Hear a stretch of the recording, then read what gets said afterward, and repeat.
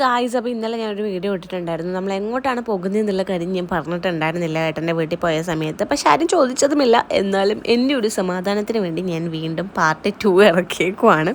വണ്ടിയിലെല്ലാവരും മട്ടിയിട്ടാണെങ്കിൽ പോയി നേരെ പുഴക്കേക്കാണ് നമ്മൾ പോകുന്നത്. കല്ലുമ്മക്കായി എടുക്കാൻ വേണ്ടി പെറുക്കാൻ വേണ്ടി പോകുന്നതാണ്. നേരെ പുഴക്കേക്ക് കീഞ്ഞിട്ടുണ്ട് ഏട്ടനും അച്ഛനും ശ്രീദേവലും.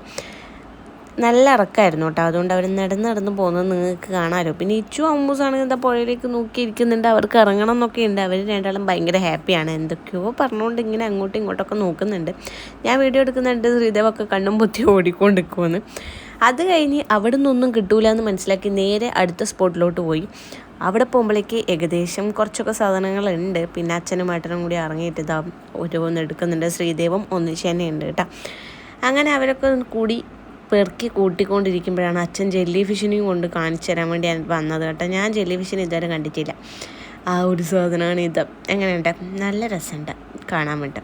അതൊക്കെ കഴിഞ്ഞ് പിന്നെ നമ്മൾ കൊണ്ടുവന്ന സാധനമൊക്കെ തിന്നണമല്ലോ. അങ്ങനെ എല്ലാം തിന്നുകൊണ്ടിരിക്കുന്നു. ഏട്ടനാണെങ്കിൽ വണ്ടിയിൽ നിന്ന് പുറത്തിറങ്ങിയിട്ടേ ഇല്ല. അവിടെ ഇരുന്നിട്ട് തിന്നുന്നു, ഫോൺ നോക്കുന്നു. അത് തന്നെ.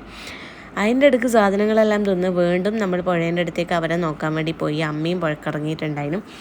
അപ്പം ഏകദേശം ചാക്ക് നിറച്ച സാധനങ്ങൾ കിട്ടിയിട്ടുണ്ടായിരുന്നു. അതിൻ്റെ സന്തോഷ പ്രകടനമാണ് നിങ്ങളെ കണ്ടുകൊണ്ടിരിക്കുന്നത്. അങ്ങനെ അതൊക്കെ എടുത്തിട്ട് നമ്മൾ നേരെ തിരിച്ച് വീട്ടിലോട്ട് പോകാനുള്ള പരിപാടിയാണ്. അവിടെ ആണെങ്കിൽ ഒരു പുതിയ ടീ സ്പോട്ട് വരാൻ വേണ്ടി പോകുന്നുണ്ട് തോന്നുന്നു. പണിയൊക്കെ എടുത്തുകൊണ്ടിരിക്കുന്നുണ്ട്.